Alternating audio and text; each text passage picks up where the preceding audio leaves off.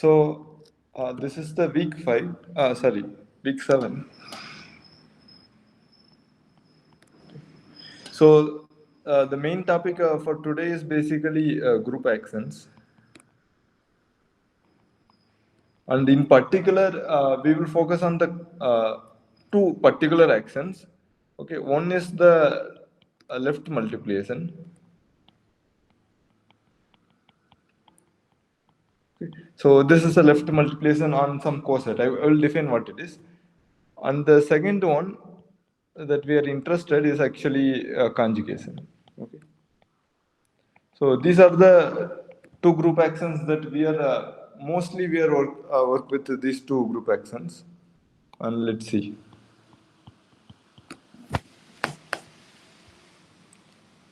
So let me take another page here. So I will quickly recall what is a group action. So suppose you have a group, let's say.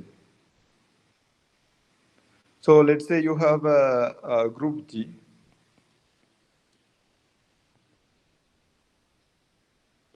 And you have a set, let's say A. And this G basically acts on by saying G acts on A. We mean a function. So this function is from G cross A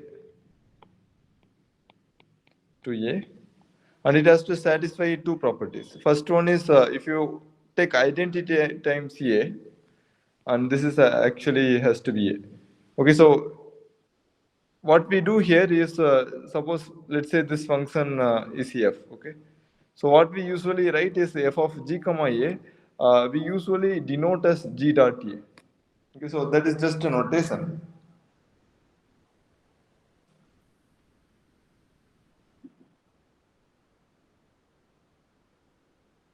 Okay, just give me a minute. Okay.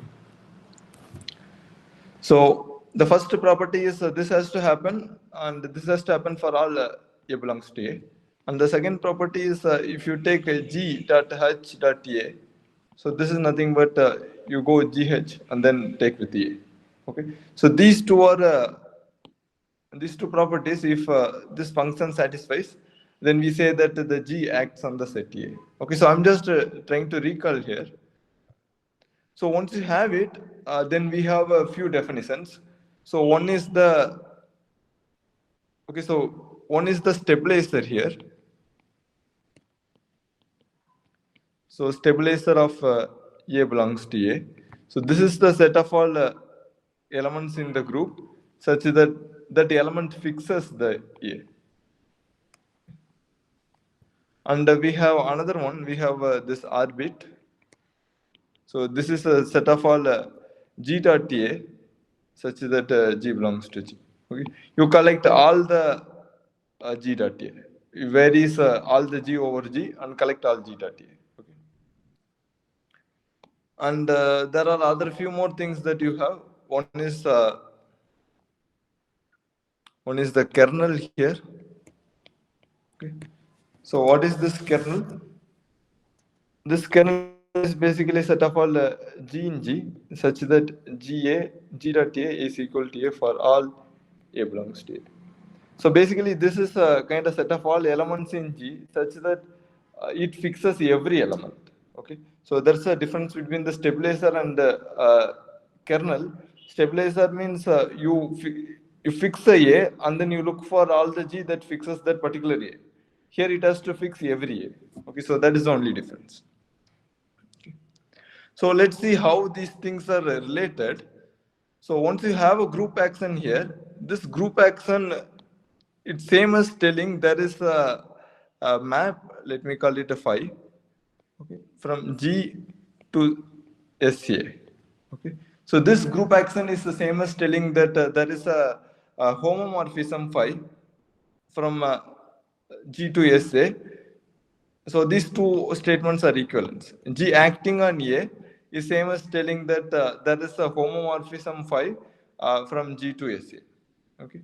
So what one can observe is if you look at this kernel of phi, This kernel of phi is a, again, you see here, it's a subgroup of G, right?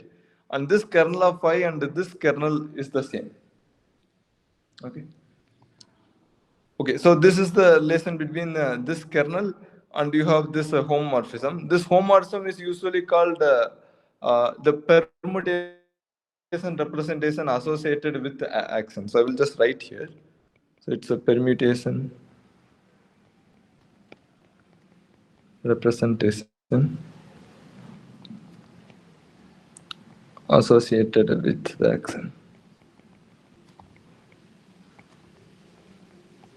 So if you have a group action, you have this homomorphism, and this homomorphism is called the permutation representation. It's called permutation representation because you see any element here is basically permutation. Okay. Okay. So these are the some basic terms, and once you have this orbit and stabilizer, there is a nice theorem which is called the orbit stabilizer theorem.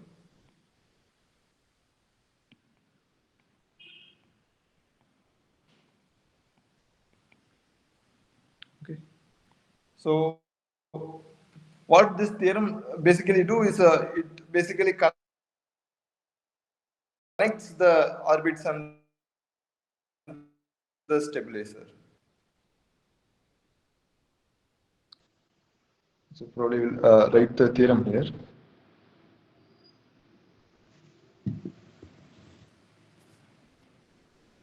So just give me 1 minute, I will write the theorem here.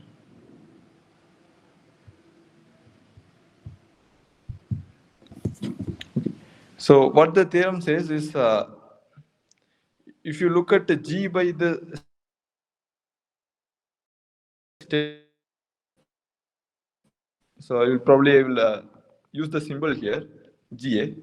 So stabilizer of this is usually denoted by GA.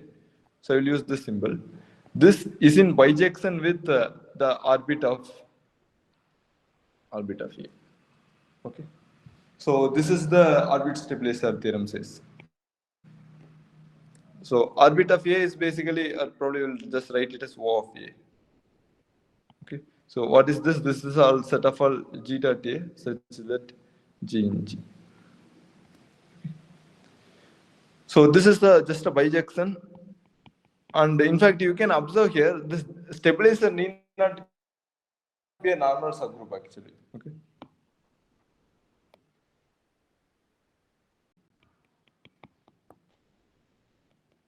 So in general, this side is not a group. Okay.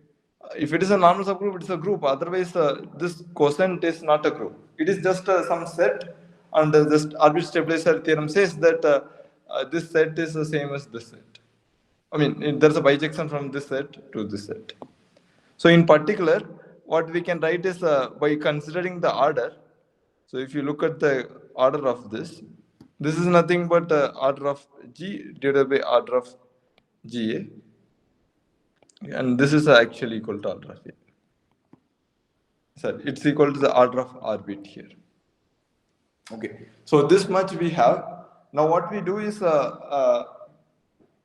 we use see, we have seen all these things, right? Orbit stabilizer and kernel, etc. Now we will only consider some specific actions, and we will run it for those specific actions. Last tutorial, by what that I mean, yesterday there is a tutorial, right? And also the previous week, where we have done a lot of actions. So for example, this matrix,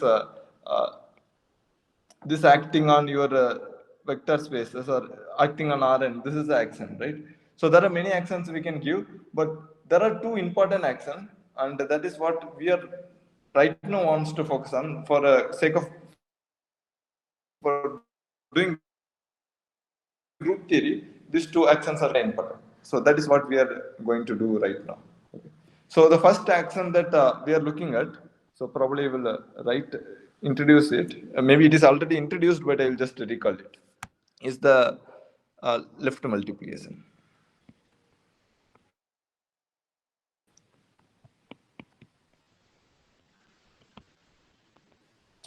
Okay.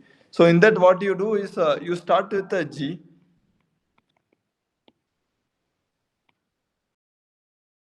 and you have another H which is a subgroup of G. Okay, so just give me a minute. So you start with a G and a subgroup of G. Then you look at this set of all coset. Okay, let me call this A, which is a GH. Uh, so this is basically the cosets, set of all cosets. Okay. Maybe let me see how I'll do it here. Yeah, so that's what I am writing here. So once you have it, you can define the action on. So from here, you can give an action to, let's say, A. How do you do that? You take G and you take some representative here. For example, maybe I'll write it here. G1. Okay. And probably you take GH. So how do you map here? You just multiply it on the left. Okay. So that is what I mean by left multiplication. You just multiply it on the left. And you can see that this action, this multiplication actually makes sense. So this is again an element of A. So one can prove that this is a action. It's not hard to prove. And this action is called the left multiplication.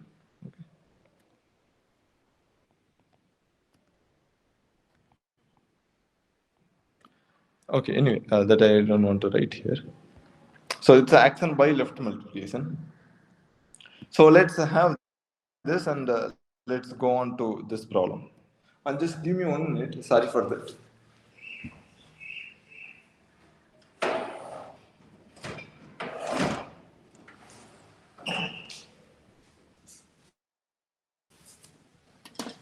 Okay, so there is some noise there, so that's why I just want to close the door. Okay, so let's begin. So let's continue. So here what we have is let G be a group and H is a subgroup of G. Okay. So now what happens is this G will act by left multiplication on the set A, which is the set A is basically the left cosets of H and G. Okay. So basically what we have is you have a G, you have a subgroup H, and another set here A, which is the set of all left coset of H and G. Okay. In which the G acts where the left multiplication. So basically the action is here. Okay, maybe I have to move this around a little bit below.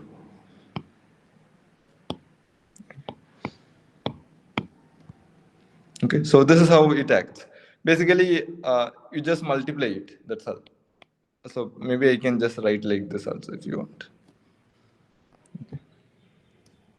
Now what happens is this phi h, this be the associated permutation representation afforded by this action. What does it mean? So here we have said, right, if you have a group action, there is a permutation representation associated with this. Okay. So basically we are talking about that particular permutation representation. Okay. So this pi h is the permutation representation. Now we start the problem. So the first one says that so that G acts transitively on A. Okay, recall this A is nothing but the set of all left cosets, right? So this is just GH where G in G. Okay. So now I want to say that it acts transitively. So what does the transitive action means? So it was defined in the class, but basically transitive action means the following. So maybe I will write here wherever I define the action. The action has only one orbit. Yeah, exactly. So if you have only one orbit, then the action is called a transitive. And action is transitive.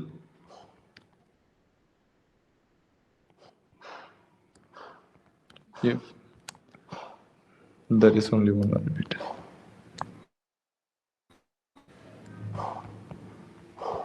Okay, good. So what we are trying to prove is there is only one.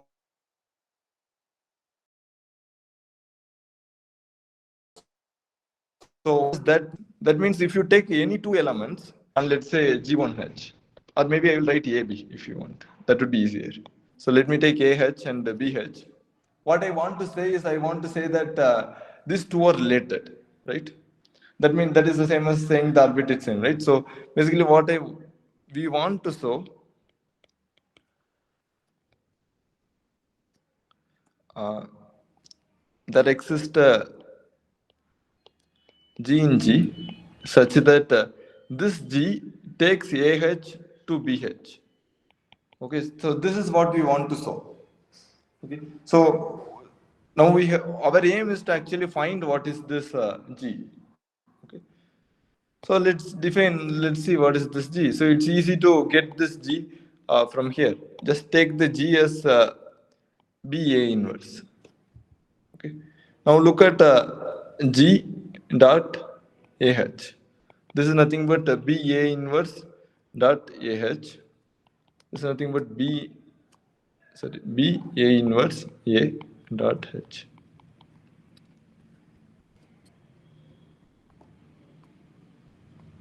Okay. So, but here you can cancel out these two things. So what you get is the BH. So we have proved that the action is transitive. So basically, action is transitive means orbit is there is a single orbit, right? Single orbit means if you take any element, it can be moved into another element, right? So if you take this element, all other elements are related to this. That is what we want to prove. So that is same as telling you have to find a G such that G dot AH is equal to BH, and we find the G here. So directly you can just get from here, you can directly get that G. Just take this G, just look here, and you can get this. Okay, so we have proved that this action is transitive. Now let's look at the stabilizer of this action. So the second question is find the stabilizer in G of this particular point. Point 1H belongs to A. Okay. So any idea what is the stabilizer? You can directly say it actually.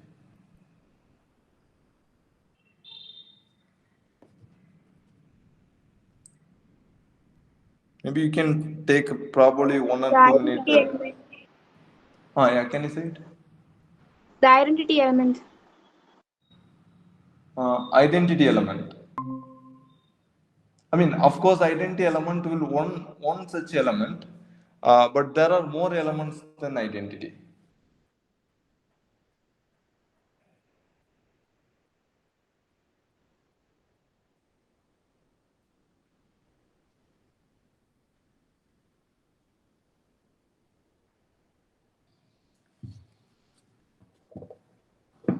So, okay, since somebody has joined, I will just define exactly what we are doing. It little bit I will recall.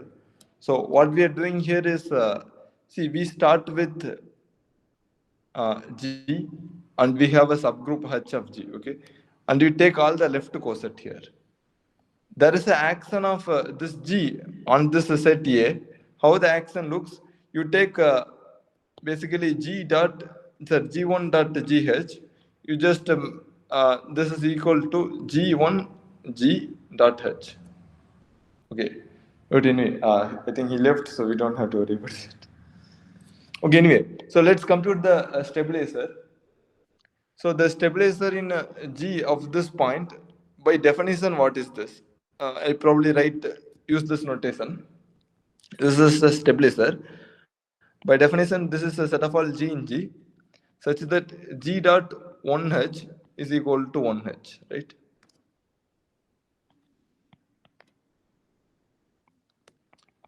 So this is again set of all G in G, such that what is the G dot 1H? Is nothing but the G. What is 1 dot H? 1 dot H is nothing but H. It's a coset. Yeah, 1 dot H is basically H. Okay. So what does this tells you? It says GH is equal to H, right? So GH is equal to H means basically G belongs to H. So this is a set of all G in G such that G belongs to H. Okay. So what is this set? This set is basically just H. Okay. So what we have proved is the stabilizer of this particular point is nothing but just a H here. Okay. Okay, so let's look at the third problem. The third problem is the kernel of this action. So we want to find, we want to show that this kernel of this action is basically this particular subgroup. Okay. So let's try to prove it. So what is the kernel here by definition? So let me write the kernel by definition. So kernel of pi h. Okay, here this pi h denotes this permutation representation from G to SA. So this is the pi h.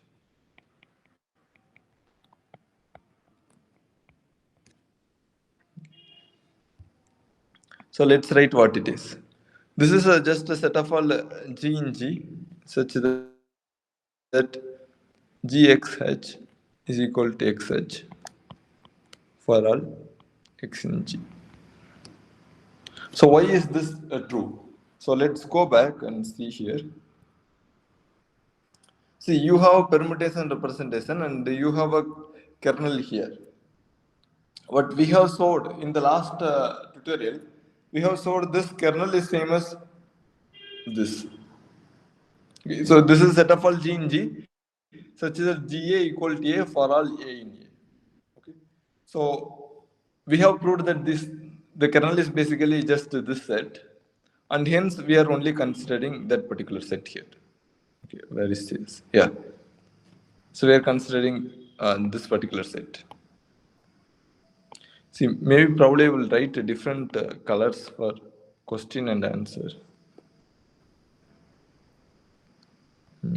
Just put a black here. Okay, so let's see what it is. So what I can do is I can multiply both sides by inverse, right? And that will cancel it out.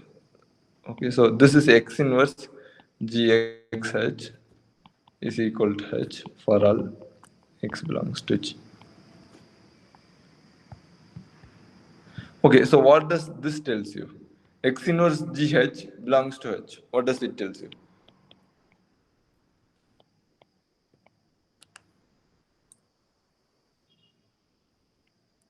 So it tells you X inverse GX, this will belongs to H. Okay.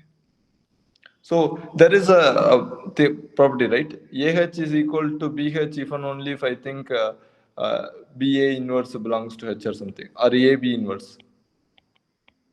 Okay. So both of these are true actually. So one of this, if it is this is same as telling one of this. Okay. So if you remember the Lagrange theorem, this is the kind of the thing we put, right? This equivalence relation we put, and hence the coset will come, etc. So these two are equivalent statements. This and this are equivalent statement. Okay, for all X belongs to G. So right now, so far it is there's nothing much we have did.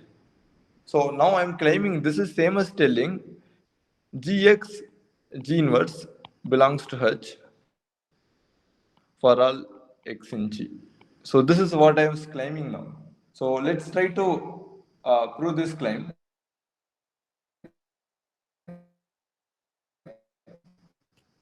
So how do you prove this claim? So what we are telling is this particular statement is same as this particular statement. Okay. So maybe I will write it here and then proceed. See, what we have is X inverse GX belongs to H. We are claiming this is if and only if GX G inverse belongs to H. Okay, I will probably prove one direction. Maybe I'll just prove this implies this. The other one is also similar, so let's not worry about this. Okay, so X inverse, let's say GX belongs to H. What does this implies? Or maybe I'll prove both direction same. X inverse GX. So this is equal to H for some H, right? Okay.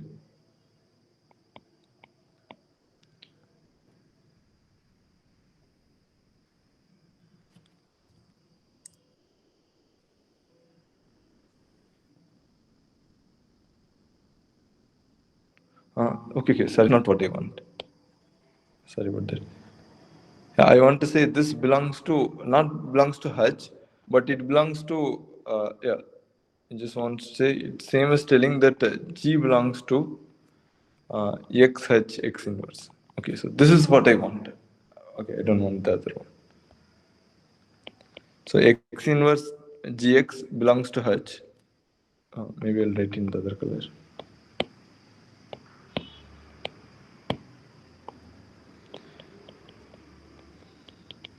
We want to say this is same as telling G belongs to X H X inverse. Okay, so this is easy. You can easily see it because X inverse GX this is equal to H for some H, right? So this is same as telling I just move the things around. So this G is equal to X H X inverse.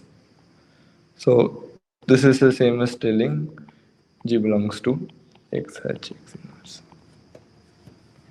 So we are just kind of take this and then multiply and do these things and just cancel it out and do it on the both sides. You will get this. Okay. So these two statements are equal. Now look at what is this. It says a set of all G in G such that G belongs to X H X inverse for all X in G, right? So that is same as telling G belongs to set of all G belongs to G. Basically, this is same as telling the G belongs to uh, intersection X H X inverse for X belongs to G. Okay, it says that this statement is true for all X in G. So basically that means it's in the intersection. Okay. So that is basically what we want to prove. So kernel is basically that particular set. Okay. So this set is nothing but yeah. Okay. So this set is nothing but just this intersection. So now, since we have find the kernel, so there are some interesting property about this kernel. Okay, so in this particular action, if you look at the kernel, this kernel has some interesting property. For one thing, you observe that since this element is a kernel, first thing you can say is this is actually a normal subgroup, right? Any kernel is a normal subgroup. Okay. So in particular, what you can, so anyway, this is an obvious statement. I'm just writing it down. So this is a normal subgroup because it's a kernel of some homomorphism.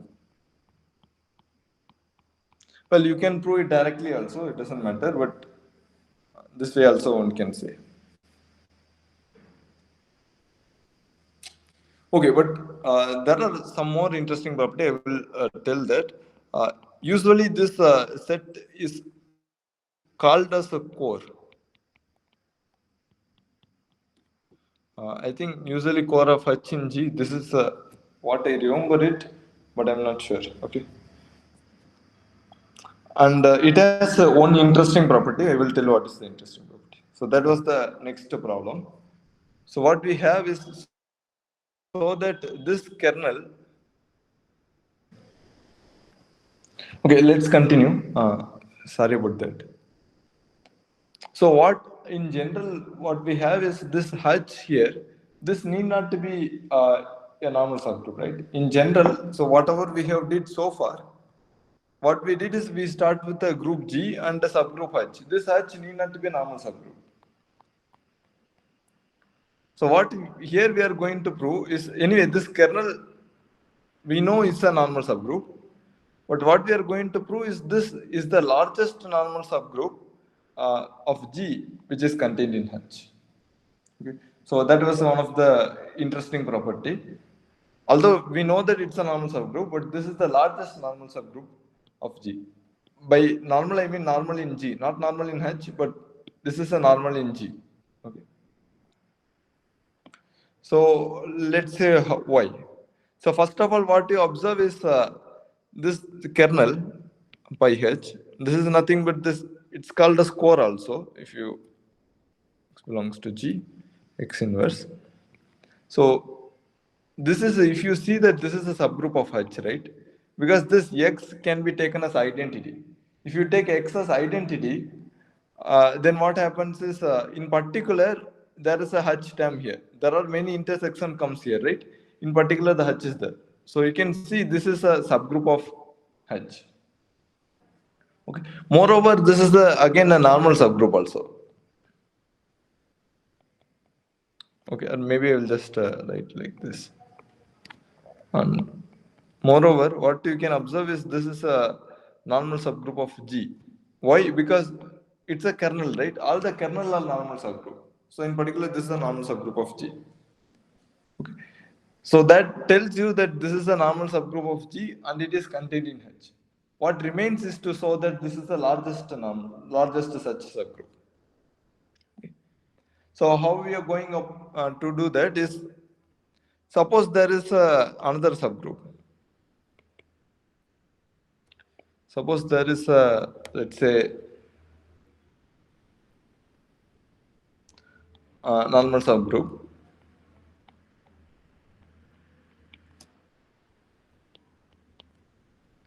of, so when I say normal subgroup, I will say normal subgroup which is, it's a subgroup of H, but it is normal in G. Okay.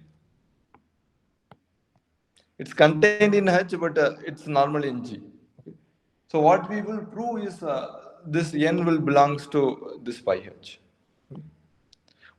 Let's see. This N is actually equal to X, N X inverse, right? This is because of the normality.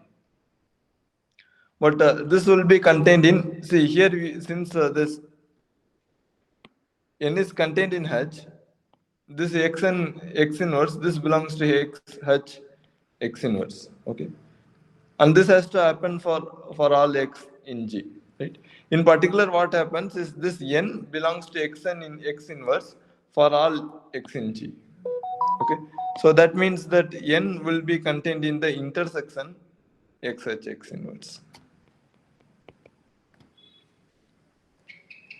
Okay, so what we have proved is, if suppose there is another normal subgroup of H, another subgroup of H which is normal in G, then that is a subgroup of the kernel. So in that sense, kernel is the largest normal subgroup of G which is contained in H. Okay, so this is all about the left multiplication. So here what we have computed is, first we have proved this left multiplication is transitive. I'll just kind of summarize. And the second thing what we proved is the stabilizer of this point is basically the H itself. Okay. So again another question will be there. One point you have computed, what about this point, XH? You can put any X here, right, or any G here. Then what about that? Okay. So that you try to do it in general. In general, it's enough to only compute the stabilizer of this particular point. The rest are kind of the same. But you try to compute, and if you put X here, what you will get is XH X inverse. Okay. And in general, you try to prove it. You can try to prove if you find a stabilizer of one point, and what about what you can say about the stabilizer of any other point which is in the same orbit? There is a general way you can try, but you can try for XH and see. So it is enough to, in some sense, find one. And the third one, what we have did is the kernel of this is basically this particular group, which is called the core. And we have proved that this kernel is again, it's the largest normal subgroup of G, which is contained in H. Okay. So since we have done so much, and the question is, okay, so what? We have done with some, some action we take and we did something. But let's prove some things as a consequence, okay? So what we do is, we prove the Cayley theorem, which is done in the class, but we use the above idea to prove the Cayley theorem a little bit quickly. Okay. So you have this, right? So let's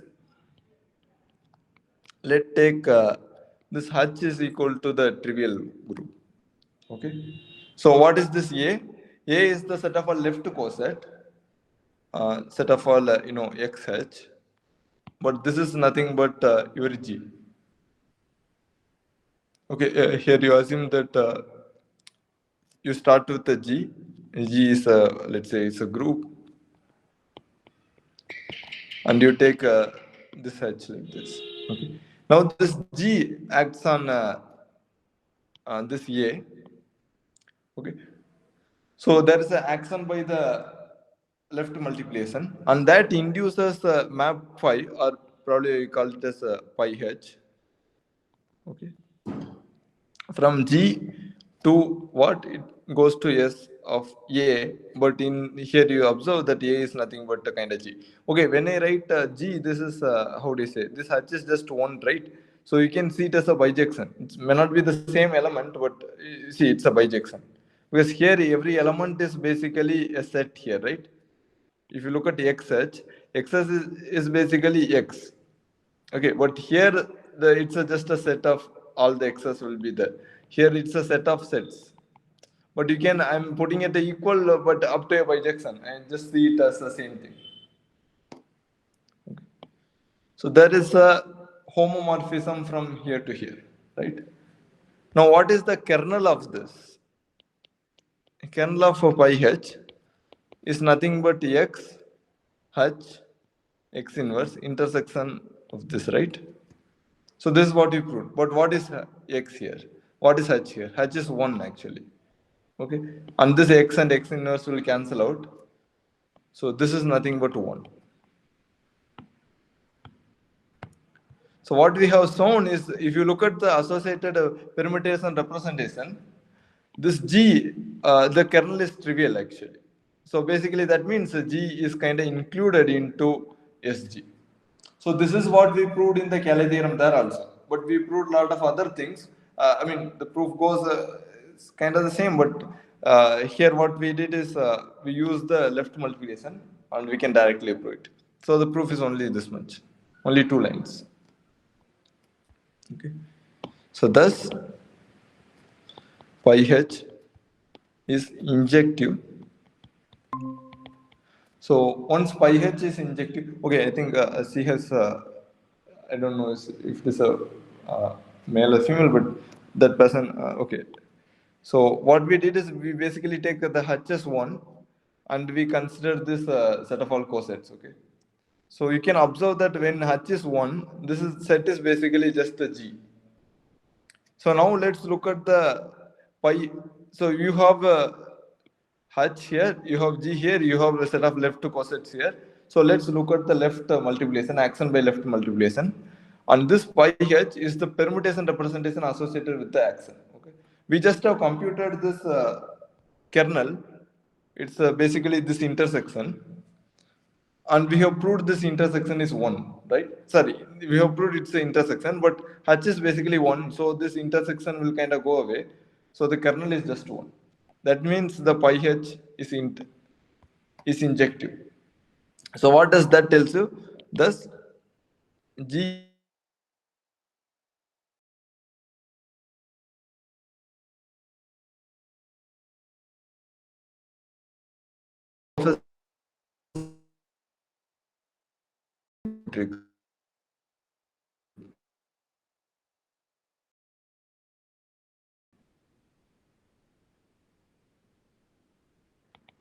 gives you a different proof. Okay, but it's essentially the same proof, but a little bit different.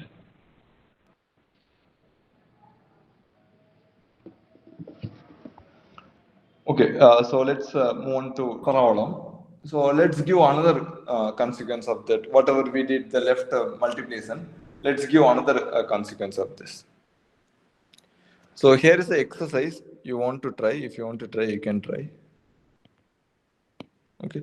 Suppose if you have a group G, okay, and H is a, let's say, is a subgroup of G. Maybe I will write it properly. Suppose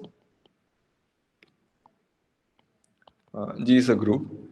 I think finiteness is not needed. And you have H, which is a subgroup of G. Okay. If the index of H in G If this is 2, then H is a normal subgroup of G.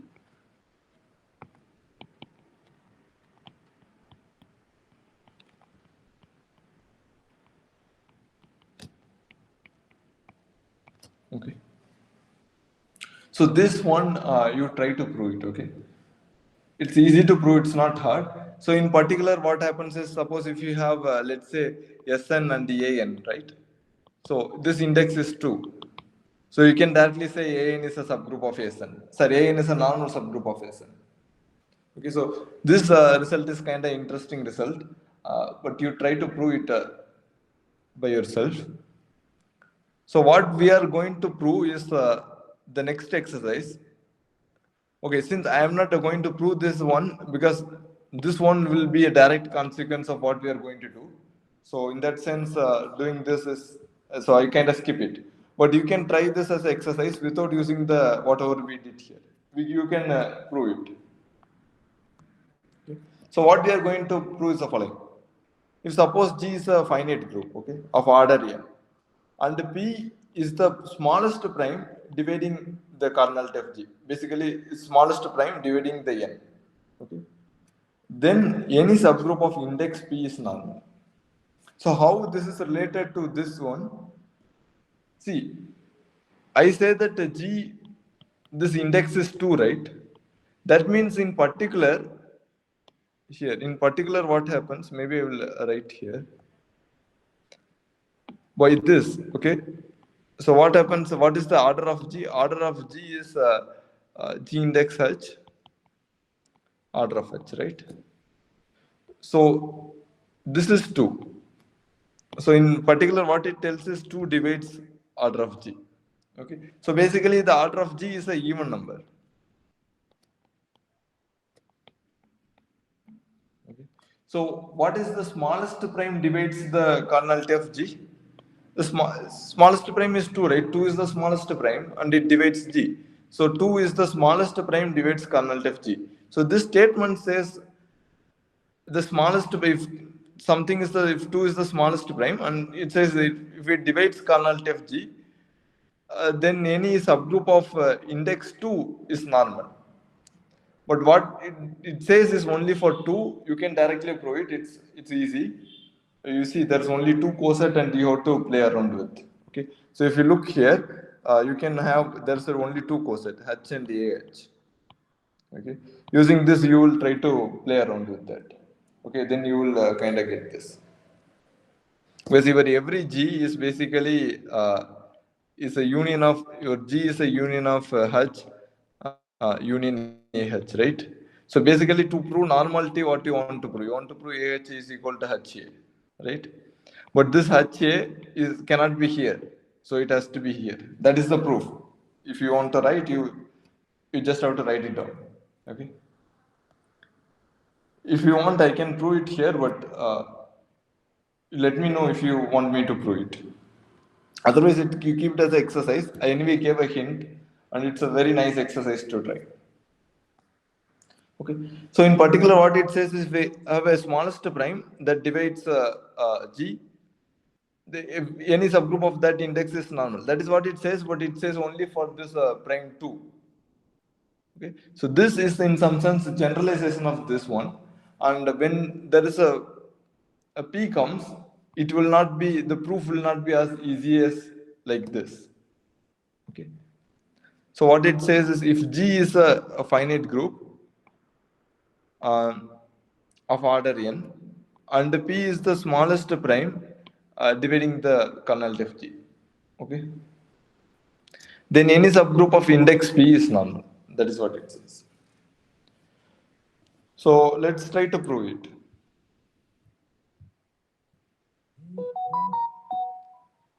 So you can see this is a kind of the, you can assume this is kind of the main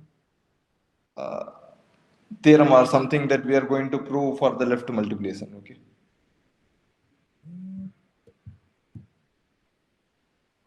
So let's start here.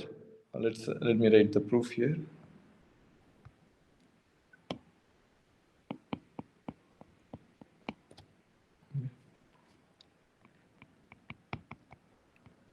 So let's start with the H, which is a subgroup of G, and the index is P. So what we have to do is we have to say that the index is okay. Index is P. We have what I want to say is this H is a normal subgroup is what we want. Okay.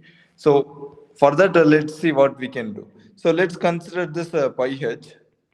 This pi h is the permutation representation from h to where it goes. It goes to s of g by h, right? Okay, I'm writing it as a g by h, but see, you understand this is not a group actually. If you look here, this is actually not a group. This is just a set. Okay, I have to write probably like this. But so maybe we can go up here. I can show you what exactly the representation is. So if you have a G acts on A, then the permutation representation goes from G to SA. SA in particular is of cardinality of A. Okay. So sorry for moving it around. But here, if you observe here, what is the cardinality of this set? So basically, this pi h is basically lift multiplication, right? So basically, G acts on not h here; it's a G. So G acts on the set of left coset, right? And how many left coset are there? Only P left coset are there. Okay, so this goes to SP. So from here, we just have observed that this one, right? Not before this one. Yeah. So this kernel pi h, we say that this is the largest subgroup, normal subgroup of G contained in H, right? But what we have is we want to prove that H is normal. So what we have is this kernel pi h. We have this is a normal subgroup of G, and we have that this kernel pi h uh, is contained in H. But what we want to say is H is normal. That means the same as telling that this index is actually 1. Okay, so that is what we want to prove. Okay. So what we will show, basically, this is what we will show.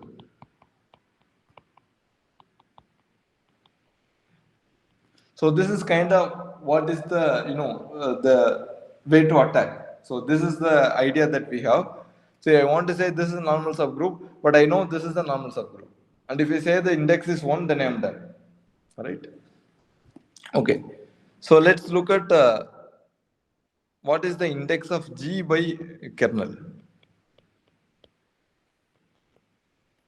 So why I am looking at the G by kernel pi h. So you have this pi h, which is a map from G to SP, right? So that, okay, this is not inclusion. This is just a map. Okay. But if you look by G by kernel pi h, there is an inclusion into SP. Okay, when I write this hooked arrow, it means this map is injective. Okay. So basically what we have, this one divides, what is the size? It's P minus 1 factorial, sorry, P factorial. Okay. So that is what we have. Because it's a subgroup, because of the injection, it's a subgroup. And then you use the Lagrange theorem, you will have this particular formula. Now let's see what exactly is this one. This one is nothing but this one is G to GH, and then what it is.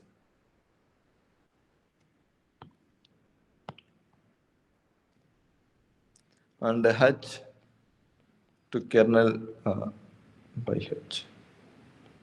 So this divides P factorial. Okay, so this is what I want to claim, right? So this is what I want to claim. I want to claim this is equal to 1, but let me give a name for it, maybe. So let H by kernel pi H. Let me say this is K, okay? And we will show that basically K is equal to 1. So this is the claim. because I just want to kind of write it down. So if you look here, what is this? This is P, because you see the index is P, and this is K. This divides P factorial. Okay, so that means K divides P minus 1 factorial. So in particular, what you have is this K divides G also, right? So similarly, like whatever I did here, the same thing we can use here. Why K divides G? Because you see, this particular factor is pk, right? So this factor divides g. If you look at kernel of g, this is nothing but this, and kernel of pi h, right? And this is I am writing like this. So this k particularly in particular divides this g. Okay, so this k divides g. See, what we have seen is this P is the smallest prime that divides G. Okay, now K also divides G. So from that, what we can conclude? So let's keep this aside. What we have is the P is the smallest prime, so that is the hypothesis. P is the smallest prime that divides G. Now we have some other K. This K also divides G. That means what? So this K has to be greater than or equal to P. Okay. And a number which is greater than or equal to P, it's dividing P minus 1 factorial. Right? Is it possible? So, okay, this number can be actually, it can be 1 or it has to be, okay. So this number can be 1 also. If this number is not 1, then this number is greater than or equal to P. This is the two possibility.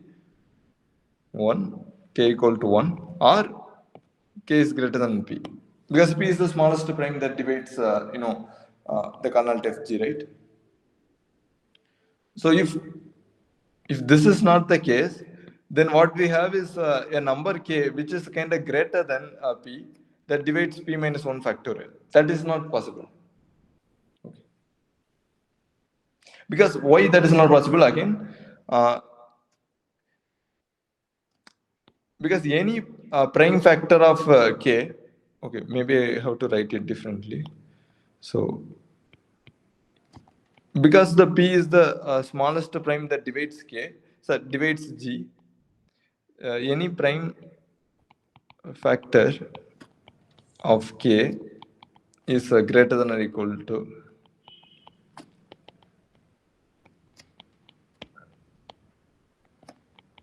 okay. Not only that K is greater than or equal to P, but any prime factor is actually greater than or equal to P. So here, if you look here, it is P minus 1 factorial, right? So any prime factor here is actually less than or equal to P, strictly less than P here. So that means this is not possible, right?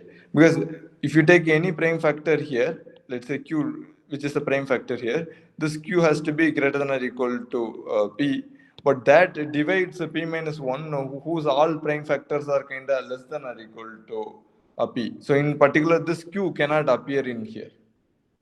Okay, so this is not possible. So basically, Q greater than 1 is not possible. So this is the, sorry, K greater than 1 is not possible. So K equal to 1. Okay, if K equal to 1, then what we have? If K equal to 1, then this index is basically 1. That means this kernel phi h is h.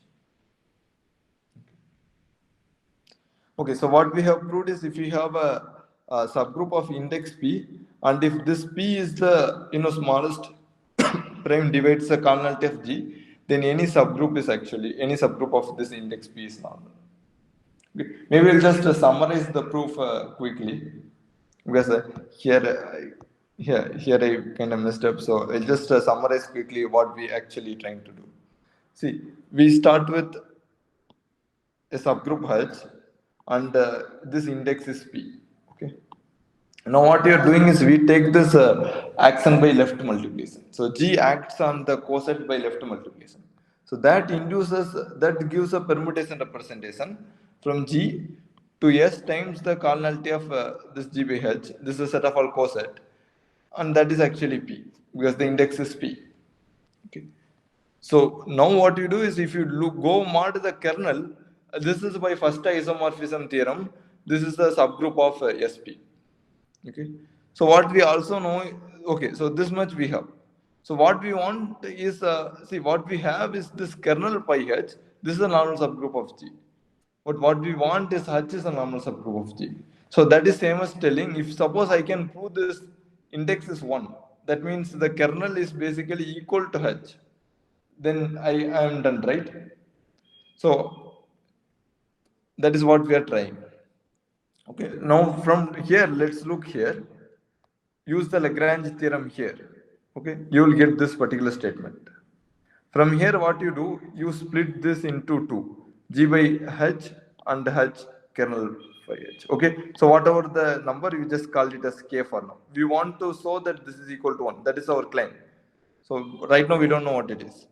Okay, so we end up with this statement. So we can divide the P on both sides. We get the K divides P minus 1 factorial. Okay, but what we can also show is this K divides the G also. Okay, so that means K can be 1. If K is not 1, you look at any prime factor of K. Since P is the smallest prime divides the cardinality of G, P is again the smallest prime divides any factor of that. Okay, so if you look at any prime factor of K, it is at least it's greater than or equal to P. But if you look at any prime factor of P minus 1 factorial, they are all less than P, strictly less than P. Okay, so this K cannot divide this. If this is not the case, then this is not possible, and you get a contradiction. So this is the correct one. So K equal to 1, and hence we have proved this index is 1. So basically this H is the phi H. So the H is basically the kernel, and the kernel is a normal subgroup, and hence we are done. Okay. So this is the kind of the last thing that I want to say about this, and probably we move on to conjugation after that. But you can observe that this is a, see, you may not see right now how interesting this is, but later when you do the Silo theorems and when you try to classify the the subgroups, and you want to prove some subgroup is normal, how do you prove that? You just look here and it is there. Okay, so that is kind of the idea. If you want to prove something is normal, you don't have to do much. You just kind of look at here, and you can directly prove it. So, for example, let's use this, and see, I directly right here I start with conjugation, but let me use this and give you one example so that you can see that it's kind of useful. Okay. So let me give an example here. So this I haven't prepared it, but right now I was thinking, okay, this is a good idea to give example. So let's look at this A4. Okay, it's alternating group on 4 symbols, and the size is actually 12. Okay, inside the A4, the Klein 4 group is actually the subgroup of A4. So if you look at this V4, or some people call this the Klein K4, which is basically isomorphic to Z2 cross Z2. Okay, this is a subgroup of A4. If you want, I can write how exactly that element looks like. It looks like 1, 2, 3, 4. I think I have to write other thing. 1, 3, 2, 4, and 1, 4, 2, 3. Okay, so you can see this is a subgroup of A4, and you can also see this is isomorphic to the Klein 4 group. Okay, so this is the Klein 4 group.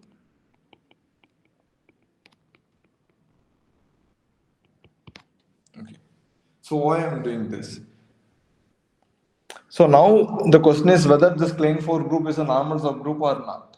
Okay, one can go around and try to prove it. What you can do is, okay, you take this, and you kind of just take all the conjugates, and you can do by brute force.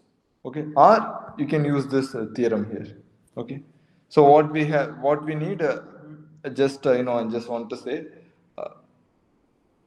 okay, G is a finite group of order n, and if P is the smallest prime divides the cardinality of G, then any subgroup of index P is normal, right? So that is the statement of the theorem we have. So here your order is told, right? That means, okay, I think this here I cannot do it. Oh, sorry, this is actually, yeah, this is 4 times 3. Okay, 2 is the smallest subgroup, not, I mean, 2 is the smallest prime, not 3. So, not 3, so I cannot do this here. Okay, maybe I'll. See, I could come up with a different example, but yeah. Okay, let me give another example anyway, just to sake of. So let's start with the group G, which has order, let's say PQ. Okay, and let's say P is less than Q. Okay. Then what we claim is, you can prove it here, any subgroup of index P is normal, right? So this we know. This is by the previous theorem. So this statement is by the previous theorem. So if you know, I will just use the next week thing again a little bit. But kind of ignore me if you cannot do that. So you look at the CeLO Q subgroup, okay?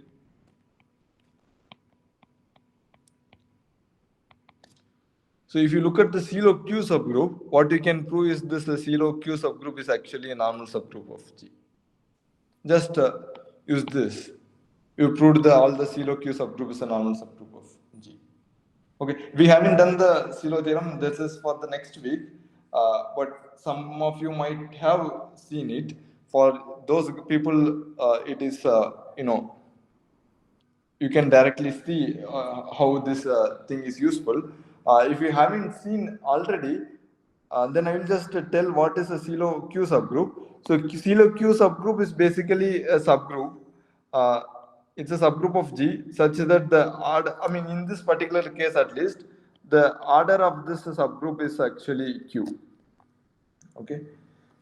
So what the CeLO theorem says is such a subgroup exists. See, in general, the converse of the Lagrange theorem is not true. So if you look at this particular group order, it's PQ, right? So the only possible order for a subgroup is basically 1, P, Q, and PQ, right? So in general, if you have other factors, the converse of the Lagrange theorem need not to be true. For example, the A4 is the smallest example. 6 divides the order of A4, but there is no subgroup of order 6 here. Okay. But what the CeLO theorem says is it kind of tells a partial converse. For some particular orders, you can have this subgroups. Okay. So, for example, at least in this case, for this Q, there will be a subgroup exist, and that subgroup is called the CeLO Q subgroup. Next week, you will study what it is. But just assume that subgroup exists. Of order Q, there is a subgroup, and that subgroup, we can directly use this thing, and we can directly say the subgroup is normal. Okay. Okay, so let's move on to next example. Sorry, let's move on to the next action. But see, another thing is we haven't done a lot of examples, so I am not able to give a lot of examples. But once you kind of know the little bit, once you know the CeLO theorems, probably we will come back. Okay, and at the time I can show you a lot of examples. I will probably use this and we can do it.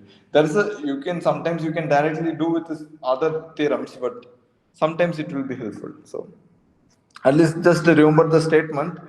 Forget the proof. If you forget the proof, it's fine. But the statement you remember.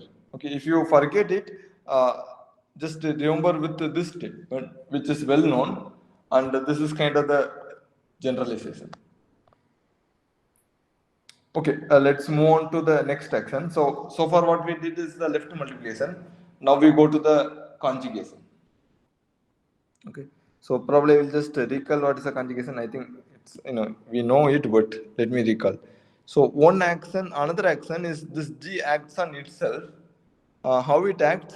You take a G dot H. This is nothing but G H G inverse. Okay.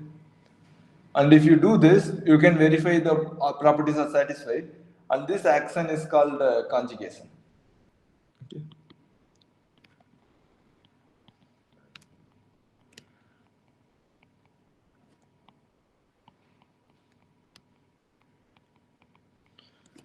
Okay, so this action is called conjugation. Okay, so let me write this pi. This is the, see, once you have action, what you have again? If you have action, you always have a associated permutation representation, right? So let's say there is a permutation representation to SG. Okay.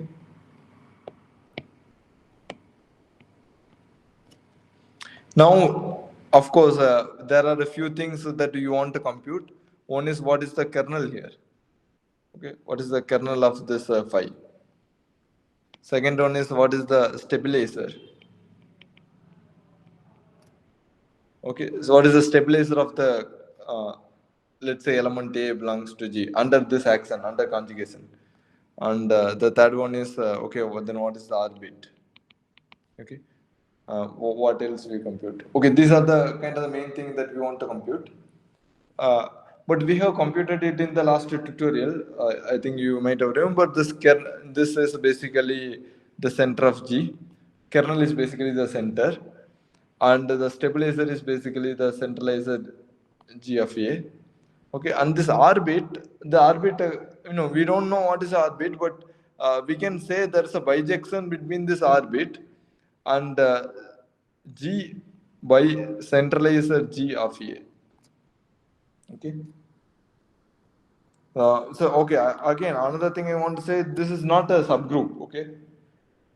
When I write something like this just means the set of all coset, G dot CG of A, okay? This, in general, it need not to be a group, okay? If it, because the centralizer in general need not to be a normal subgroup. So this will not be a, the group, but that is what it is. But it's a set, but there is a bijection. So if you look at this orbit of A, okay, by I denote O of A for orbit of A, and this cardinality is nothing but cardinality of G by cardinality of the centralizer of this. Okay. So this is done in the class also, but we have done in the tutorial also. So I think we have done it twice, in some sense. Okay, so this we have. So once this we have, what we have is the class equation. So again, another thing you might have done is uh, this G is a kind of factors into the orbit, right? So that you might have done it. So I'm not going to write it. You can say this G is a disjoint union of these orbits. So let's say I equal to 1 to R, where R, these A's are the, the representatives of the orbit. When I write something like that, it means a disjoint union. It means, for different I, this intersection, like orbit of AI intersection orbit of AJ, it's trivial. That is what it means by disjoint union. Okay. So this we have. This comes because the orbit is a equivalence relation, and hence you have a partition, and the partition gives you this. And if you take the order, this you can sum it. Okay, if you take the order, then you can sum all of this. Okay, equal to 1 to R. Okay. So keep this in mind, and if you put the specific thing, which is the conjugation, if you put the specific action, which is the conjugation, in general, this is true for any action, but if you put a conjugation, then what you get is the class equation. Okay. So what you do is, let G be a finite group.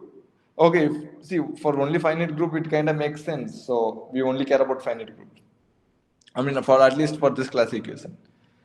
Let G1 to GR be the representative of distinct conjugacy classes of G, okay, which is not contained in the center. Because some of the conjugacy class can be trivial, right? For example, if you take any element A in the center, and if you look at the orbit of the A, this is nothing but what? This is G inverse, right? But that is nothing but just A, because this commutes, right? So if you take any element in the center, the cardinality of this is just 1, right? So in that sense, we kind of group together all the element in the center, and then you just write it as, cardinality of the center of G, rather than doing all these things. And the rest of the element representative you take, and you do the same thing here. So okay, you have the orbit, and then if you look at the size order, then you have the sum here. And what is the size of the orbit of A? This is nothing but G by centralizer of G of A, and that is what it is. So G by centralizer of G, this is nothing but the index, right? It's a notation, if people call it as index. Okay. So if you write it, this equation is called the class equation. Okay. A class, in the sense, it's a conjugacy class, and it kind of gives you an equation. So it's called the class equation. But this is just a numerical equation associated with a group, and there are some examples we have done, right? For S3, it was done in the class. So now what we do is, so one thing what we can do is we can take some more examples and we can write the class equation. I think for S4 also it was done yesterday. So what I was thinking is, rather than doing for some example, we will look at what is the consequences of this class equation. There are so many consequences, nice consequences. We'll do some of those things. So that is what I was thinking. But what we can do later is, kind of given a group, what are the possible, for example, given an order of the group, let's say, if we say the group of order is 6, okay, so I can ask what are the possible classification. You write me all the classification. This is, one can do it, but we will probably do it in the next tutorial. When we kind of know the Silo theorems, then it will be easier to write all these classifications. Okay. So right now I'm not writing it. But what we do today is, we will do the consequence of these classifications. So this first problem is about prime power groups. Okay. So here you can observe this is these groups are called the prime power groups. These are important because of the Silo theorems. Okay, Silo theorem you will do next week, but because of Silo theorem, what we know is, this kind of prime power group exists in all the groups. Suppose if your group has order, let's say p power alpha n, p power alpha 2, and p power alpha 3, something like this. Okay. So, sorry, I think P1, P2, P3, Pn. So all these primes are, these are different primes. P1 and P2, these are different primes. So if your kernel type G, if I write it in terms of prime factorization, then what the Silo theorem basically says is, the Silo theorem, at least the first theorem, is easy to state. What it says is, there exists, SP, and which is a subgroup of G. And if you look at the order of SP, let's say P1, I will write P1 here. This is actually P power alpha 1. Okay. So basically it says such a subgroup exists. And also these PAs are distinct. Okay. These are not the same. This P1 and P2 are not the same. You write in terms of a distinct prime factorization. The Silo theorem says that this group exists. So inside G, you can always find this kind of groups. So these groups are called prime power groups. These groups are called Silo P subgroups. But if you look at the order of this group, this is prime power. Okay. So in that sense, studying the prime power groups is somewhat interesting. It's very interesting because you see, these subgroups are always contained in any group. If you take any group, this it always has some prime power groups. Okay. So what we are going to prove, the first statement is about the prime power group. What we are going to prove is P is a prime, and this capital P is a group of a prime power order. So basically, let's say its order is P power alpha for alpha greater than or equal to 1. If it is 0, then it's kind of became a trivial group. We don't care about that. Okay. And then the claim is, the center of this P is not equal to 1. Okay. So this is the claim. So if you directly want to prove it, what you have to do is you have to always have to produce one element in the another element in the center, right? Other than trivial, this one, you want to produce another element in the center. Well, this is not easy, right? Because you don't know anything about the group. And how do you produce one other element? So what we are going to do is we are going to use the classification. We are not going to say, see, I want to say this center of P is not equal to 1, right? So if you want to prove, what you can do is, one way is you can by constructively find a x or find a g belongs to center of P, okay, where not equal to 1. You can directly give, okay, this is my G. But what we are going to do is, we will say there is a G, but we are not going to say what is the G. Okay. So in that sense, this is not constructive, but we will just say there is a G. So, yeah, the existent we are not going to say. Okay, so now what we do is, we just apply the class equation. So what is the cardinality of G here? Cardinality of G is P power alpha. So let me apply the class equation. P power alpha. This is equal to center of G. I don't know what is the center of P, plus summation G. Okay, sorry. CGGI. Okay.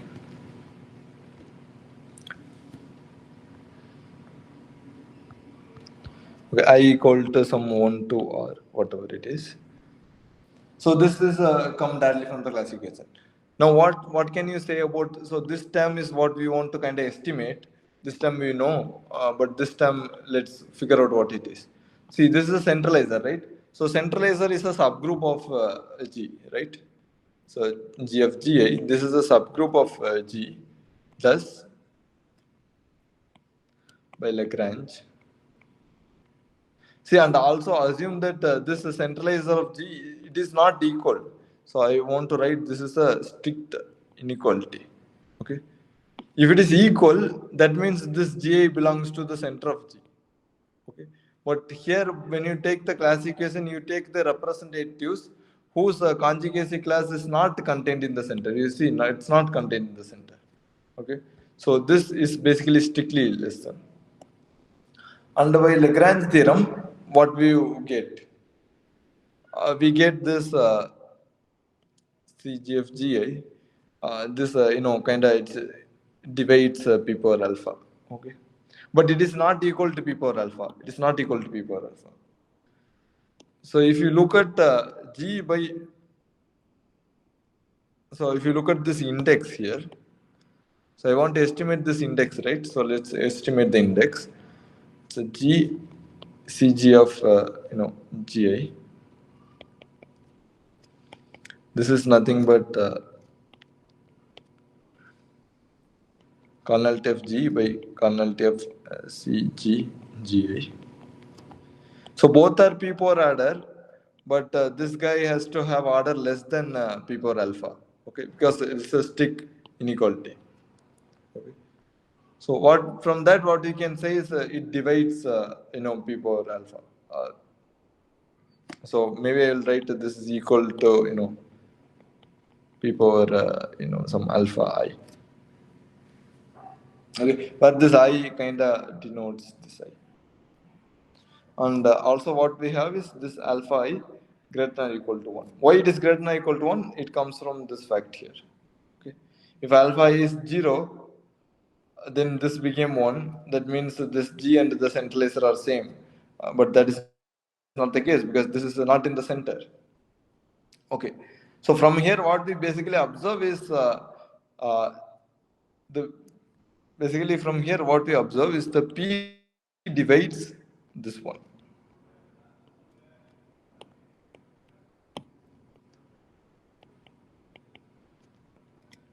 Okay. That is what we have. So basically P divides this term, P divides this term. Well, P has to divide this term, right? And hence it cannot be 1. That's all. It has to be a power of P. It cannot be 1. Okay, let me write here. So the cardinality of center of G, this is nothing but P power alpha minus summation G CG of GI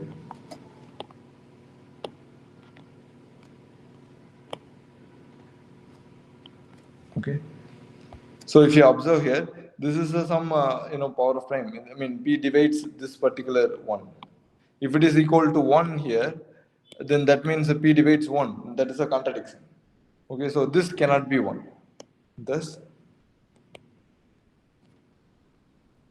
so okay, maybe I'll write since p divides.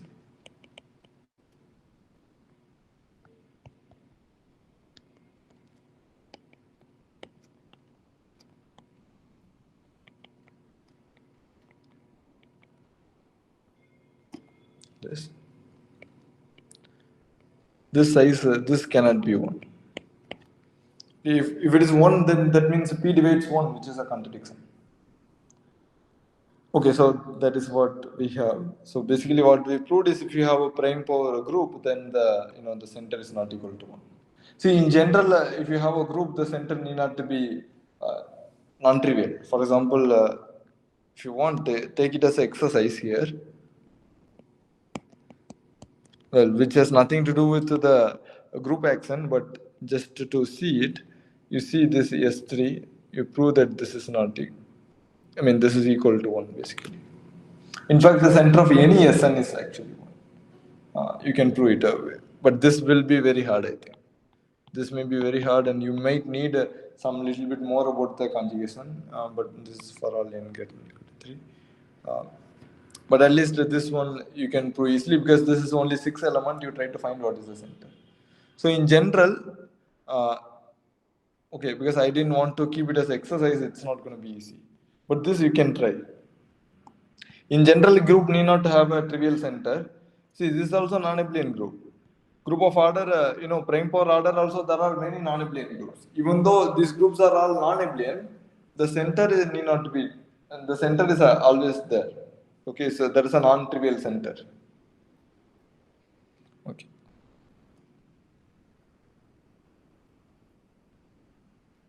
Maybe we'll come back to this problem. Since we have done that one, right? So, okay, I haven't to write it here, I think. So let me write one more question, which is in some sense goes along the line, and we'll prove that also.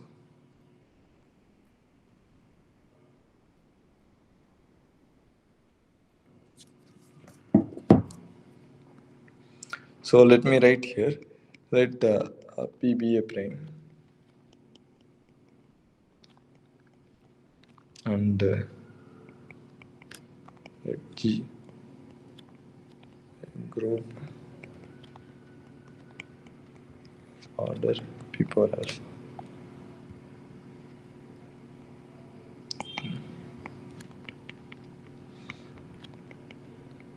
For that,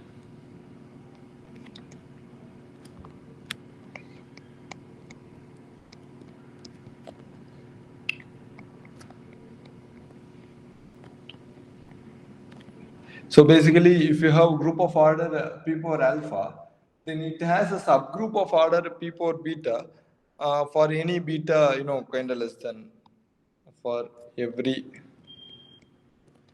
0 less than beta less than or equal to alpha. Okay.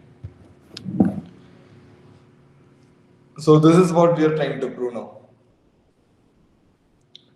So first what we proved is the center is non-trivial. Now what we are going to do is,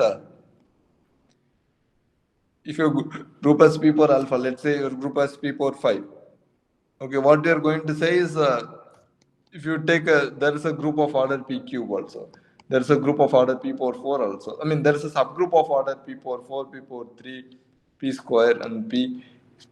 Everything, for every of all of this order, okay, there is a subgroup here. So in that, in some sense, basically what this statement says, if you want to write it down a little bit differently, it says the converse of Lagrange theorem is true.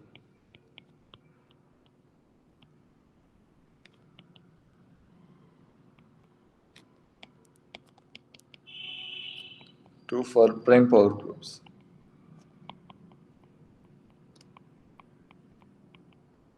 So again, in general, Lagrange theorem need not to be true, but for prime power groups, this is true. So this is again the interesting part. So let's prove it. So how we are going to prove it is we prove by induction, okay? Because we know the center is non-trivial, so we prove by induction. So what we do is, let's do the base step here. Okay. So the proof goes by strong induction. So the base step is what? Base step is here. What it is? 0. Okay, 0 is anyway trivial. So maybe induction start with beta equal to 0. Then what is your group? Your group is basically just this identity, and what do I want to say? This anyway has a subgroup for everything, right? Okay, just give me a minute.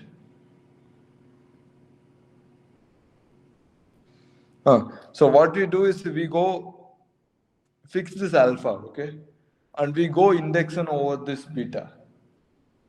Okay, so that is what we are going to do. Because for every power beta, we want to say there's a subgroup, right? So we fix this alpha and we go induction over this beta, strong induction on beta. When beta equal to 1, I need to come up with a subgroup, right? Sir, when beta equal to 0, what is the subgroup I come up with? I come up with a H0, let me call like this. This is just a trivial subgroup. This is a subgroup of G and it has order, it has order p power beta, which is p power 0. Okay. When beta equal to 1, what we have? Beta equal to 1, we don't have anything. Okay, so now what we do? Now what we do is we go by strong induction. So assume the statement is true for all beta less than or equal to k. Okay. So here is what the strongness comes here. I'm not proving say it is true for beta equal to k. In induction you prove beta equal to k, right? And then you prove for beta equal to k plus 1. But here I assume it is true for all beta less than or equal to k. Okay, so this is the in some sense it's strong. But you see the induction and strong induction are the same. But anyway, let's not worry about that. But we assume this for all beta less than or equal to k. Now let's prove for beta equal to k plus 1. Okay. So how do you prove here? So what we want to find is we want to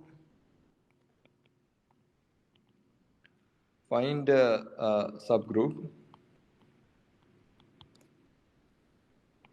of order p power k plus 1.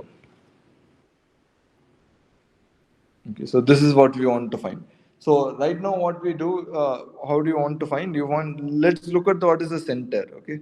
So this cardinality of this center, this center is actually, greater than or equal to some p power, right? It's greater than or equal to 1. So not greater than equal to, it's strictly greater than 1. It's not equal to 1. Okay. So here what you do is the following.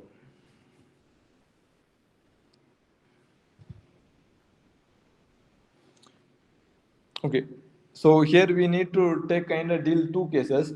See, once I finish it, you can clearly understand what is happening. Because right now it looks like a little bit messy, but once I finish it, you can easily see what is happening.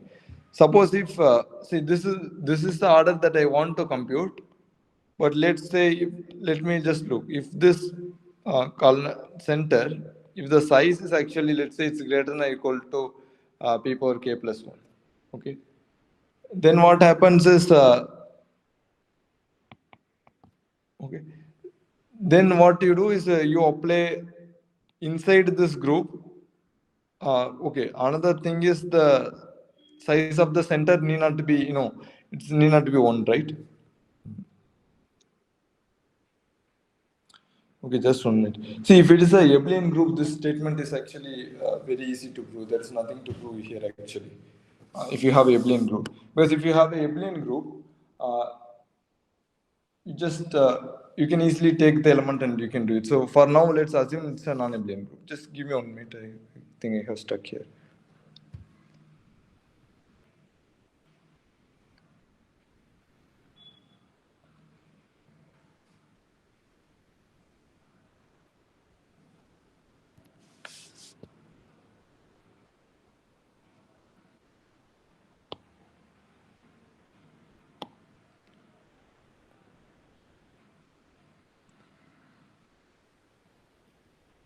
Yeah, because there is some part, just give me 1 minute.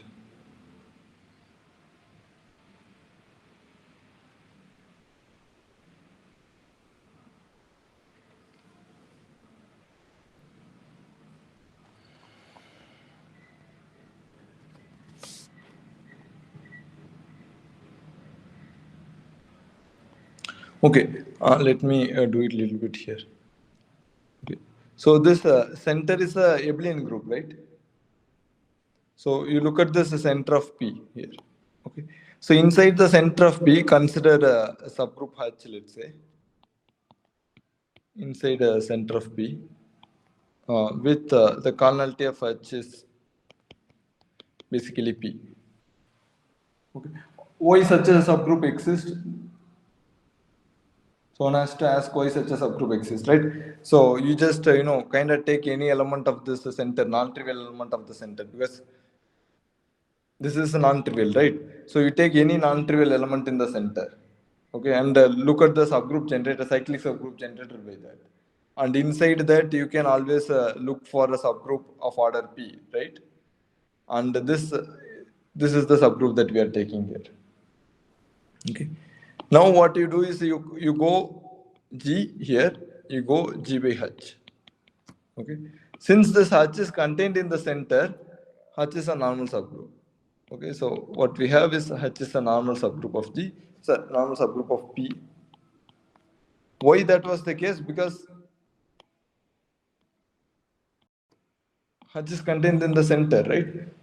So it commutes with every element. So if you look at the GH, G inverse, so this, it's kind of commutes. So this is nothing but H. Okay, so you can try to prove it. If it is in the center, so it's a normal subgroup. So you go mod here now. So what is the size of P by H? Its size is P power alpha minus 1. Oh, okay. Sorry, I just have to say again. You have to go indexing on both alpha and beta. You have to kind of go. Okay, so proof you have to go. Okay, you have to kind of use the double indexing, but anyway, alpha and beta. Okay. Anyway, I will tell what I mean by using double indexing later maybe. Okay. So what you observe here is this group as a group of order p power alpha minus 1, which is a kind of small group. Uh, Assume that this statement is kind of true for a smaller group. Okay, so basically the indexing is not only on alpha, but we have to go for beta also. Okay, so assume that this is true for a smaller group, and hence here I can get for every order, right? So here what we do is there exists, let's say, K, which is a subgroup of P by H, such that the order of K is nothing but P power K. Okay. Then look at the inverse image. So K is here. So K is a subgroup here. Look at the inverse image here. Okay. Let's say K tilde. This is a subgroup of P, such that let me call this map as a pi. Pi of K tilde. Pi of K tilde is K. Okay. And if you look, what is the size of this K tilde? This size of the K tilde is basically, it's P power. So basically, what is the size? The size of the K tilde is basically size of the H times size of K. Okay. So because there's a kernel here, and this. So if you know that, what you can see is there is always a bijection between a normal subgroup of P, and so okay, the normal subgroup of P by H, there's a bijection between normal subgroup of P by H and a normal subgroup of P which contains H. Okay, this is follows from one of the isomorphism theorems, and it has been also done in the tutorial also. There's a bijection between the normal subgroup here, and the normal subgroup of this which contain H. Okay, so basically here you take the normal subgroup K, and here you take a K tilde, which is basically the inverse image. Okay, and this size is nothing but the size of K and the size of H. Okay, so this is what we have, but this is a P, and the other one is P power K. So basically you have a K plus 1. Okay, so you got such a group here. So okay, anyway, I have confused here a huge amount, but I will just try to kind of probably will just give a summary here what basically we are doing here. See, basically what we are doing is the following. You take this group P, okay? Now what happens is this center of P, this is non-trivial, okay? So you can consider there is a subgroup you can take here, okay? With this cardinality of H is this cardinality of H is basically equal to P. Okay. Now what we can have is you take this homomorphism, P by H, you go here. This is a normal subgroup because it's contained in the center. Okay. And what you do is here now you use the indexing. So basically what happens is whatever the order of the group, this group has a lesser order. Okay. So what you do is you kind of go indexing on the order of the group. Say if you go in group which is kind of the lesser order, for every some P per beta there is a element here. Okay, for every beta here you get same thing. It's this you assume for the group of a smaller order. Okay, now you do the same thing here by taking the inverse image. You can get the same thing here. Okay, so that is what basically we are doing here. So basically you go indexing on the order of the group. Indexing on order of group. Okay. Since P by H, this order is less than, let's say, the order of P. By indexing, what we have is there exists a subgroup of P by H for every beta, like for every beta where let's say this order is P power alpha minus 1 and this order is P power alpha. Okay, so for every beta less than or equal to alpha minus 1 less than 0. Okay, from here if you take the inverse image, so here we have for every beta which is from 0 to beta less than or equal to alpha minus 1, we have a subgroup. Okay, take the inverse image. Okay, then you had this kernel H term also. That means that gives you for every 1 less than or equal to beta less than or equal to alpha, there is a subgroup here. You will get this. Okay, what about the 0, 0, kind of comes directly. 0, you take the trivial element.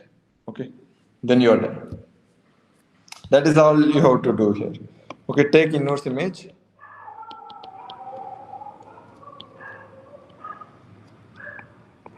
Inverse image and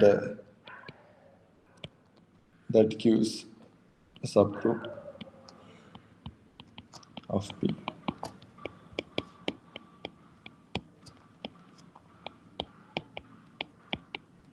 Okay, because there is a factor of H we have to kind of take, and the cardinality of H is actually P.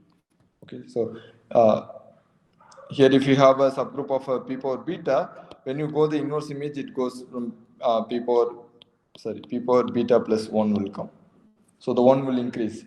So when you go from 0 to alpha minus 1, here you get 1 to alpha. But the 0 is kind of missing. For 0, you take the subgroup H to be the trivial one. Okay. So that kind of gives you. So that is the proof for that. Sorry about messing up here. So I thought we can go by index on beta, but actually you have to go index on by the order of the group. Okay, maybe so. This is not correct, so I'll just erase these two papers. I'm not clear. I want to trace. Okay. And yeah, maybe these two also.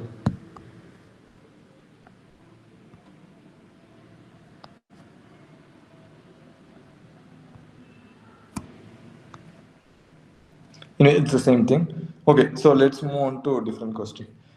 Or maybe I'll just summarize it. So what we did here is basically we proved that the Lagrange theorem is true for prime power groups. Okay. So this uses the fact that the center is non-trivial. Since the center is non-trivial, I can get this subgroup and I can go uh, quotient here and then apply and then you go the index. Okay, that crucially uses that fact that center is non-trivial.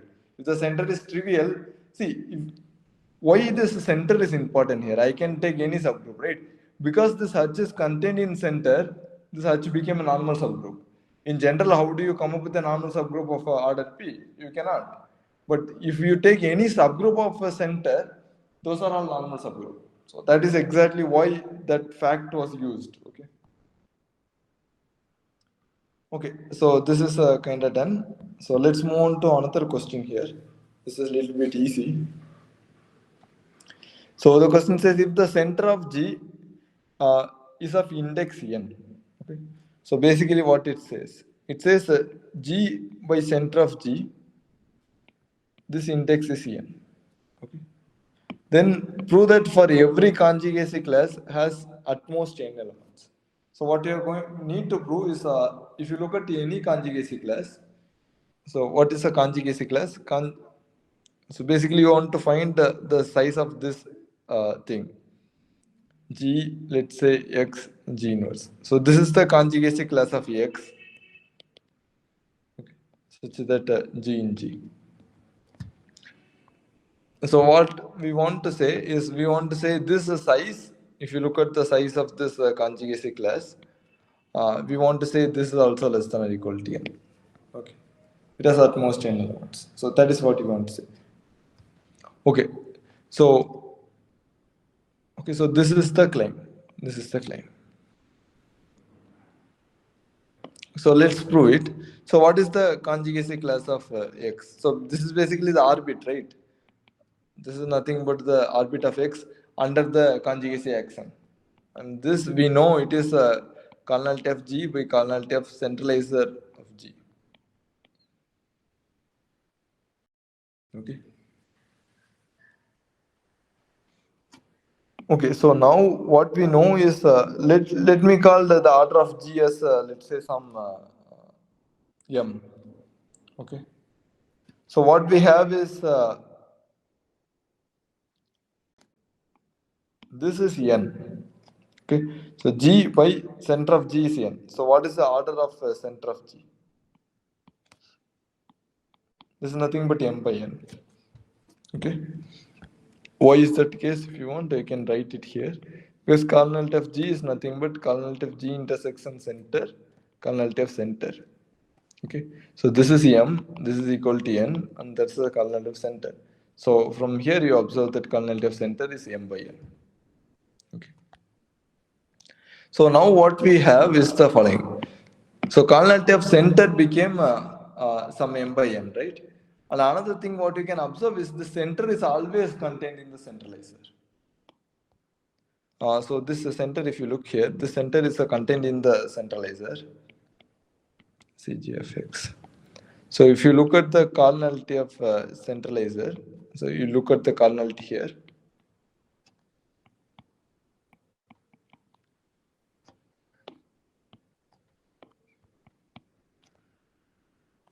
So basically I can say this divides if you want.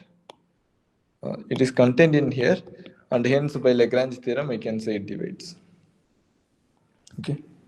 So if you look from here, let's observe here. From here, okay. Sorry. So if you want to find what is the order of the size of the conjugacy class, this is nothing but G by cardinality of G by cardinality of centralized G of X. Okay. So now what I'm going to do is instead of dividing by the bigger one, I'm dividing it by the smaller one. So this is less than or equal to cardinality of G by cardinality of center of G. And if you look here, this will be what? This is M by N. So which is nothing but N. So this you write it as M by N by M, right? And this will cancel out. What remains is N. So what we have proved is the conjugacy class is less than or equal to N. Okay. So in that sense, there's a relation between the center and the conjugacy class, but this is kind of trivial anyway. Okay, let's move on to another question here. This is a little bit interesting. Not a little bit, it's kind of interesting. So what we have is, assume G is a non-abelian group, okay, of order 15.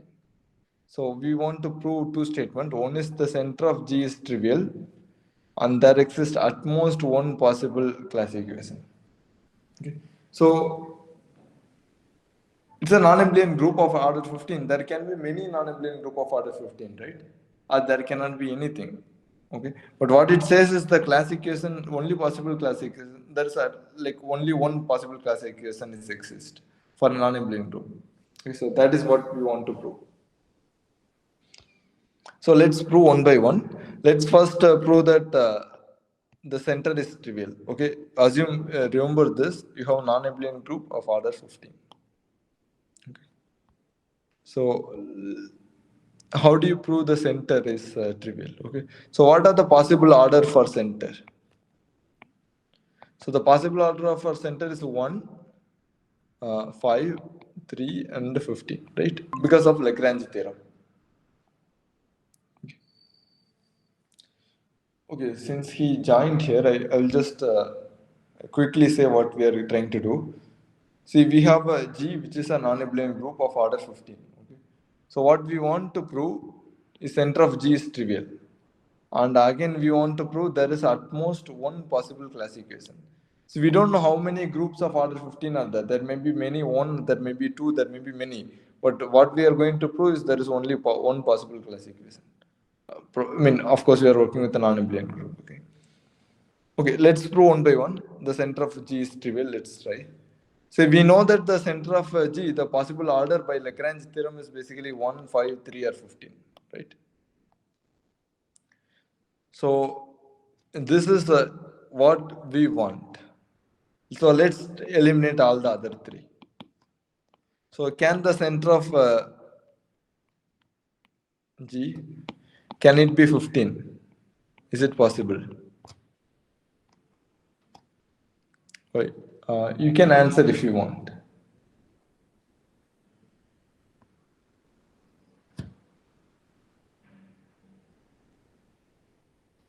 So here is the highlight, right? It's a non-abelian group. If center is 15, that means the center of G is G. That means G is abelian. No, right? Because, why? Because G is non-abelian. Okay, now what about the center of G is, can it be 3? Okay, suppose center of G is 3, let's look at G by Z. What is the size of G by Z? This is a 15 by 3, which is equal to 5, right? So thus what we know is this G by Z is cyclic. See, you know, any group of order P is cyclic, right? This is a well-known fact. Any group of a prime order is cyclic.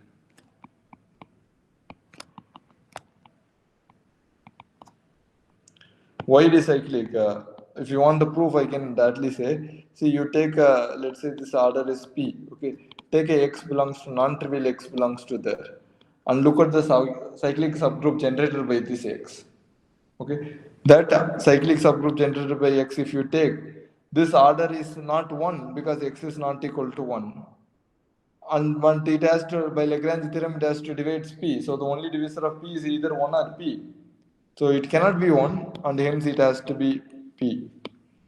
Thus, G is equal to cyclic subgroup generated by X. So that is a proof. Okay, so this is a trivial. So since it is a prime order, what we have is G by Z is cyclic. So there is one of the statement that we have proved in one of the previous lecture, and it I think it is also done in the class. G by Z is a cyclic, implies G is abelian. Okay. Always remember this statement. This is somewhat interesting one. And if you remember, I have also showed that. I have also told you that there are research problems around these things, around this statement. So the question is, okay, what are all the groups that can be written as G by Z? But anyway, I just want probably will go with the flow rather than telling some stupid stories. Okay, so what we have is the center of G is 15 is not possible. Let's look at whether it can be 3. If it is 3, then G by Z is a cycle, is order 5. That means G by Z is cyclic. G by Z is cyclic means G is abelian, right? That is not possible because I start with a non-abelian group. Okay, so this is not possible. Not possible. So this is also not possible. So similarly, you do for center of G. Can it be 5? Well, again the same problem. G by Z will be cyclic. So that implies G is abelian. So that's a contradiction because we start with a non-abelian group. Okay. So the only possible case that remains is the center of G is equal to 1 because we eliminated all the 3. Because any of this 3 comes, any of the possibility comes, the G became abelian group. Only thing what remains is just 1. Okay. So this part is done. So let's do the another one. There is at most one possible class equation.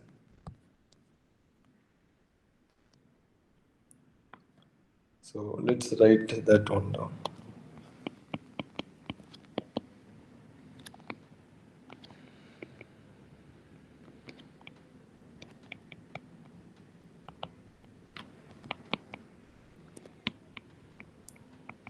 So maybe later we will do, if given order, what are the possible classification, maybe we'll do next class. But for this problem, we will say there is only one possible classification. But given if you give me different order, let's say for 6, there are many classifications. For example, this is one of the classifications. Just write it as 6 times. Okay, so this is for abelian groups. And for symmetry group, there are other classifications. So there are many classifications. Probably we will do next time once we did the Silo theorems. Or there is one special lecture, right, which is on 14 September, I think. 14 September, 5 to 7 p.m. Okay. So probably during these times we will do. Okay, I'm not sure if it is announced, but there will be one special lecture for 2 hours. For doing that time, probably we can do little bit one problem. But anyway, right now let's focus on this. What we do is we want to prove there is at most one possible classification. Okay, so remember what is the classification? It says cardinality of G is nothing but cardinality of center of G plus summation I equal to 1 to R G Cg of Gi. Okay, so this is what classification says. Now let's look at what is okay, the center we anyway computed. What is the center is just 1 plus, okay, now the summation we have to compute. But what is this okay, let me just write it down anyway. But you try to figure out what are the possible terms for here.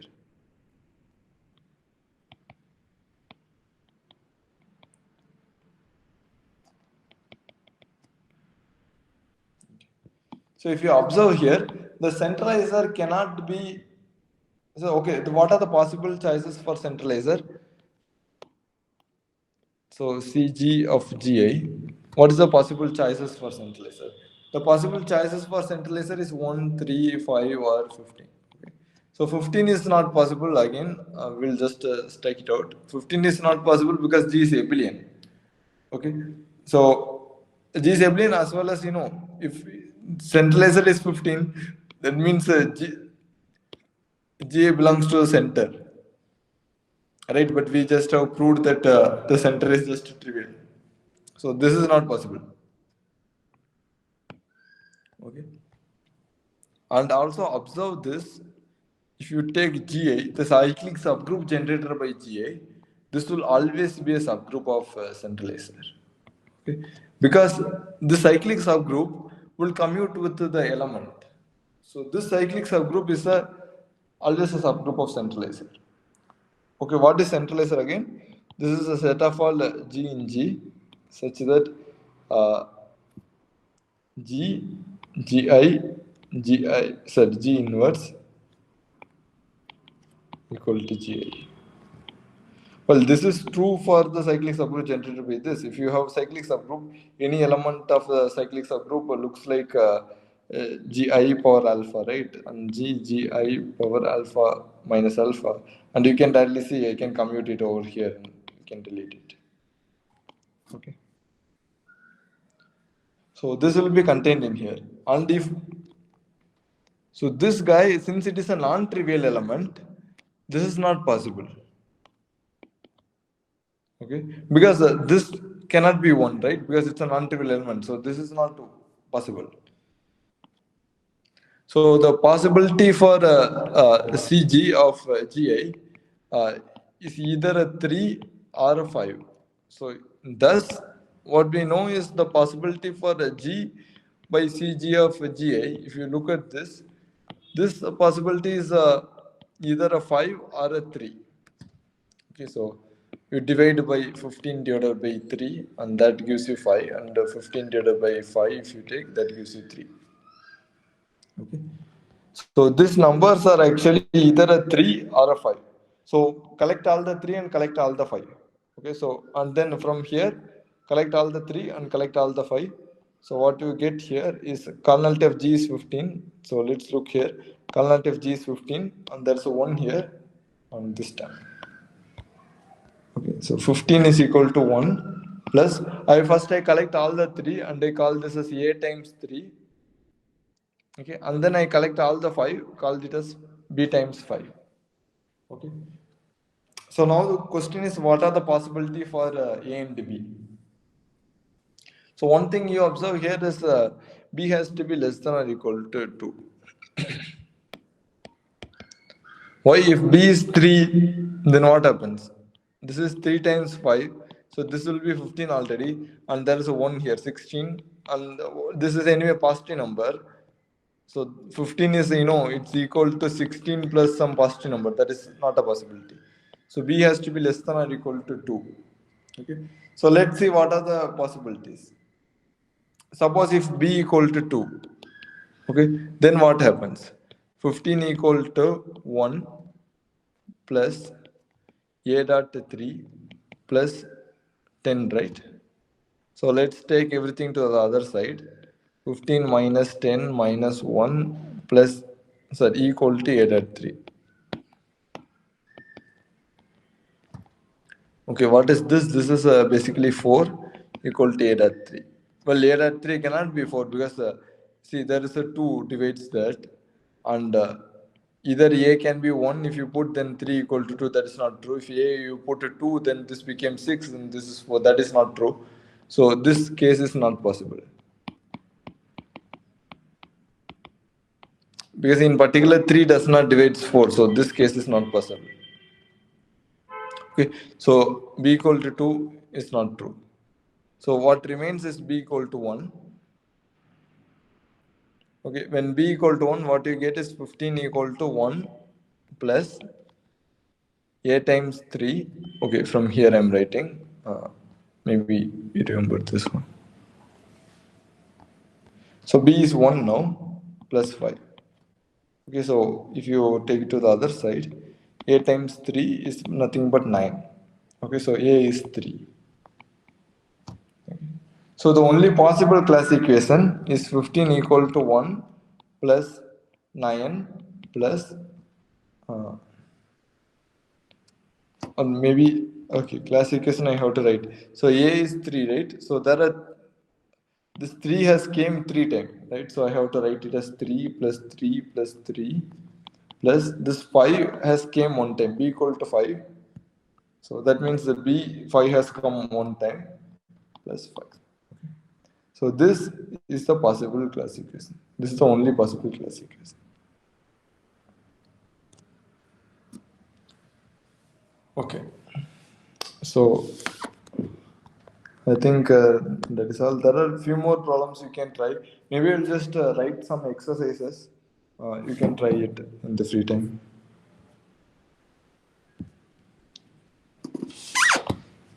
So let me write maybe one or two exercises I will write, which is interesting ones. I'll just keep one exercise, probably not much. Okay.